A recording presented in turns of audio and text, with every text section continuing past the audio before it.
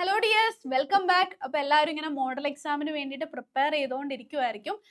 അപ്പോൾ കുറേ പേർക്ക് പ്രിപ്പറേഷൻ കഴിഞ്ഞിട്ടുണ്ടാവും, ചിലർക്ക് റിവൈസ് ചെയ്യുമായിരിക്കും. അപ്പോൾ ഇതൊക്കെ ഇങ്ങനെ നടക്കുന്നുണ്ട് അല്ലേ?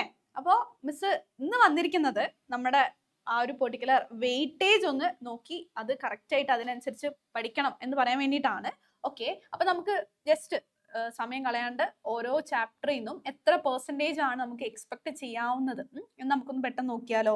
യെസ്. അപ്പോൾ ഫസ്റ്റ് നമ്മുടെ ചാപ്റ്റർ എന്ന് പറയുന്നത് എന്താണ്? ജെനറ്റിക്സ് ഓഫ് ലൈഫ് ആണ് അല്ലേ? അപ്പോൾ ഈ ഒരു പെർട്ടിക്കുലർ ചാപ്റ്ററിൽ നിന്ന് നമുക്കറിയാം ഏകദേശം ഒരു 6 മാർക്കിനാണ് ചോദ്യങ്ങൾ വരാറുള്ളത്. ഓക്കെ, അപ്പോൾ ഓൾമോസ്റ്റ് ഒരു 15%. ഓക്കെ, അടുത്ത എന്താണ്? നമ്മുടെ പാർട്സ് ഓഫ് എവല്യൂഷൻ ആണ്. അതിൻ്റെ അകത്ത് നിന്ന് എത്രയാണ്? 8 മാർക്കിനാണ് ചോദ്യങ്ങൾ വരുന്നത്. അപ്പോൾ ആ ഒരു പെർട്ടിക്കുലർ ചാപ്റ്റർ എന്ന് പറയുന്നത് വളരെ ഇമ്പോർട്ടൻ്റ് ആണ്. നിങ്ങൾ ഏറ്റവും കൂടുതൽ ഇമ്പോർട്ടൻസ് കൊടുക്കേണ്ടതും ഏറ്റവും കൂടുതൽ സമയം എടുത്ത് പഠിക്കേണ്ടത് എന്താണ്? നമ്മുടെ രണ്ടാമത്തെ ചാപ്റ്റർ ആണ്. ഇനി ഒരേപോലെ ഇമ്പോർട്ടൻ്റ് ആയിട്ടുള്ള 3 ചാപ്റ്റേഴ്സ് നമുക്കുണ്ട്. ഏതൊക്കെയാണ്? ബിഹൈൻഡ് സെൻസേഷനും, കീമോ റിസപ്ഷൻ ഇൻ ഓർഗാനിസം, അതുപോലെ തന്നെ ഇമ്മ്യൂണിറ്റി ആൻഡ് ഹെൽത്ത് കെയർ. അതിൽ നിന്ന് മൂന്നിൽ നിന്നും എന്താണ് 7 മാർക്ക് വെച്ചിട്ടാണ് ക്വസ്റ്റ്യൻസ് വരാറുള്ളത്. അപ്പൊ ആ 3 ചാപ്റ്റർ എന്താണ്? പാർട്സ് ഓഫ് എവല്യൂഷൻ കഴിഞ്ഞു കഴിഞ്ഞാൽ പഠിക്കണം.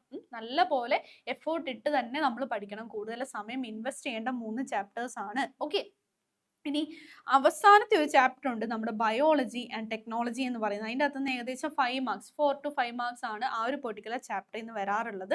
അപ്പോൾ പിന്നെ കമ്പാരിറ്റീവ്ലി കുറച്ച് ക്വസ്റ്റ്യൻസ് കുറവ് ചോദിക്കുന്ന ഏതിൽ നിന്നാണ്? നമ്മുടെ ബയോളജി ആൻഡ് ടെക്നോളജി എന്ന് പറഞ്ഞ ആ ഒരു ചാപ്റ്ററിൽ നിന്നാണ്. അപ്പോൾ നിങ്ങൾ ആദ്യം പഠിക്കുമ്പോൾ എന്താണ്? പാർട്സ് ഓഫ് എവല്യൂഷൻ ഫസ്റ്റ് പഠിക്കാൻ നോക്കുക. അത് നന്നായി പഠിച്ച് അത് ഏകദേശം ഒന്ന് ഓക്കെ ആയി കഴിയുമ്പോൾ എന്താണ്? നമ്മുടെ അടുത്ത 3 ചാപ്റ്റേഴ്സ് ഒരേപോലെ പഠിക്കുക. അത് കഴിഞ്ഞ് നമ്മുടെ ജെനറ്റിക്സും പഠിക്കുക. പിന്നെ ലാസ്റ്റിലേക്ക് എന്താണ്? നമ്മുടെ ബയോളജി ആൻഡ് ടെക്നോളജി എന്ന് പറഞ്ഞ ചാപ്റ്റർ പഠിക്കാൻ നോക്കുക കേട്ടോ. അപ്പോൾ ബയോളജി ആൻഡ് ടെക്നോളജി കുറെ വാസ്റ്റ് ആയിട്ടുള്ള ചാപ്റ്റർ ആയിട്ട് നമുക്ക് തോന്നും, പക്ഷെ സിമ്പിൾ ആയിട്ടുള്ള കാര്യങ്ങളെ അതിൻ്റെ അകത്ത് കൊടുത്തിട്ടുള്ളൂ. കൂടുതലും ടെക്നിക്കൽ ടേംസ് ഒക്കെ എന്താണ് ബാക്കി ചാപ്റ്റേഴ്സിൽ നമുക്ക് പഠിക്കാനുണ്ട്. അപ്പോൾ അത് കഴിഞ്ഞിട്ട് എന്താണ് നിങ്ങൾ ആ ഒരു ലാസ്റ്റ് ചാപ്റ്ററിലേക്ക് പോവുക. നമുക്ക് ഒരു ചാപ്റ്റർ എന്താണ് സ്കിപ്പ് ചെയ്യാൻ പറ്റുന്ന ഒരു പാറ്റേണിലല്ല, എല്ലാത്തിൽ നിന്ന് തന്നെ നമുക്ക് അത്യാവശ്യം സ്കോർ ഉണ്ട്. ഓക്കെ, പക്ഷെ കമ്പാരിറ്റീവ്ലി എന്താണ് ലാസ്റ്റ് ചാപ്റ്റർ ആണ് നമുക്കൊന്ന് കുറച്ച് സമയം കുറച്ച് കൊടുക്കേണ്ട ഒരു ചാപ്റ്റർ എന്ന് പറയുന്നത്. അപ്പോൾ മലയാളത്തിൽ മിസ് ആ ചാപ്റ്റേഴ്സിൻ്റെ യൂണിറ്റ്സിൻ്റെ പേരൊന്നും പറയാം. ഫസ്റ്റ് ജീവന്റെ ജനിതകം.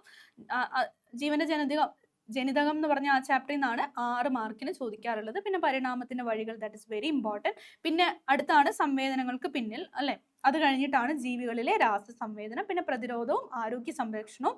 ആ 3 ചാപ്റ്ററും ഒരേപോലെ ഇമ്പോർട്ടൻ്റ് ആയിട്ട് പിന്നെ പഠിക്കേണ്ടതാണ്. അത് കഴിഞ്ഞിട്ട് എന്താണ് ലാസ്റ്റ് നമുക്ക് പഠിക്കാൻ പറ്റുന്ന ചാപ്റ്റർ എന്ന് പറയുന്നത് ജീവശാസ്ത്രവും സാങ്കേതിക വിദ്യ എന്ന് പറഞ്ഞ ആ ചാപ്റ്റർ ആണ്. ഓക്കെ, അപ്പോൾ നമ്മൾ വെയിറ്റേജ് മനസ്സിലാക്കി അതുപോലെ പ്രിപ്പയർ ചെയ്താൽ നമുക്ക് കുറച്ചും കൂടെ ഈസിയർ ആയിരിക്കും. ഓക്കെ, ചിലപ്പോൾ നിങ്ങൾ എന്താണ് ലാസ്റ്റ് എടുത്ത ചാപ്റ്റേഴ്സ് ആണല്ലോ നമ്മുടെ മീൻസ് ബയോളജി ആൻഡ് ടെക്നോളജി എന്ന് പറഞ്ഞ ആ ഒരു പെർട്ടിക്കുലർ ചാപ്റ്റർ എന്ന് ഓർത്തിട്ട് അത് ചിലപ്പോൾ അധികം പഠിക്കാനുള്ള ഗ്യാപ്പ് കിട്ടിയിട്ടുണ്ടാവില്ല എന്നും പറഞ്ഞ് നമ്മൾ ആദ്യം ആ ചാപ്റ്റർ പോയിരുന്നു പഠിച്ചു കഴിഞ്ഞാൽ വളരെ ബുദ്ധിമുട്ടാവും. പിന്നെ നമ്മൾ ജെനറ്റിക്സ് ഓഫ് ലൈഫും അതുപോലെ പാർട്സ് ഓഫ് എവല്യൂഷനും ഒക്കെ എന്താണ് പരിണാമത്തിന്റെ വഴികളൊക്കെ പണ്ടെടുത്ത തുടക്കത്തിലെടുത്താണ്. അതൊക്കെ ചിലപ്പോൾ നമ്മൾ കുറേയൊക്കെ മറന്നു പോയിട്ടുണ്ടാവും. ഇപ്പൊ ആണ് വീണ്ടും അതെല്ലാം ഒന്ന് പൊടി തട്ടി എടുക്കേണ്ടത്. ഓക്കെ, അപ്പൊ അതിന് കൂടുതൽ ഇമ്പോർട്ടൻസ് കൊടുക്കാൻ ശ്രദ്ധിക്കുക കേട്ടോ.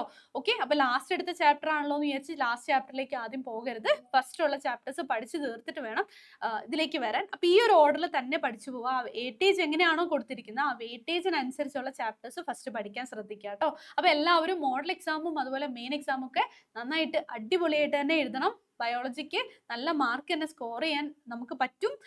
കോൺഫിഡൻ്റ് ആയിട്ട് തന്നെ പോയിട്ട് എക്സാംസ് അറ്റൻഡ് ചെയ്യുക കേട്ടോ. ഓക്കെ, അപ്പോൾ കുറച്ച് ടഫ് ആയിരുന്നു നമ്മുടെ ബയോളജി എക്സാം ക്രിസ്മസിന്. പക്ഷേ അത്രയും ബുദ്ധിമുട്ടൊന്നും ഉണ്ടാവില്ല, നിങ്ങൾ ടെൻഷനൊന്നും ആവണ്ട. നിങ്ങൾക്ക് പറ്റുന്ന പോലെ നന്നായിട്ട് വായിച്ച് പഠിക്കുക. ബാക്കി അപ്പോൾ ഓട്ടോമാറ്റിക്കലി സെറ്റ് ആയിരിക്കും. ഓക്കെ, അപ്പോൾ മോഡൽ ക്വസ്റ്റ്യൻ പേപ്പേഴ്സ് ഒക്കെ നിങ്ങളുടെ കയ്യിൽ കിട്ടിയിട്ടുണ്ടാവും. ആ ക്വസ്റ്റ്യൻ പേപ്പേഴ്സ് ഒക്കെ നന്നായിട്ടൊന്ന് വർക്കൗട്ട് ചെയ്യാൻ ശ്രദ്ധിക്കുക കേട്ടോ. അപ്പോൾ നിങ്ങൾക്ക് ആ പാറ്റേൺ കുറച്ചും കൂടി ഒന്ന് മനസ്സിലാവും. ഇത് പാറ്റേൺ നമുക്ക് അറിയാത്തതുകൊണ്ടുള്ള പ്രശ്നമാണ്.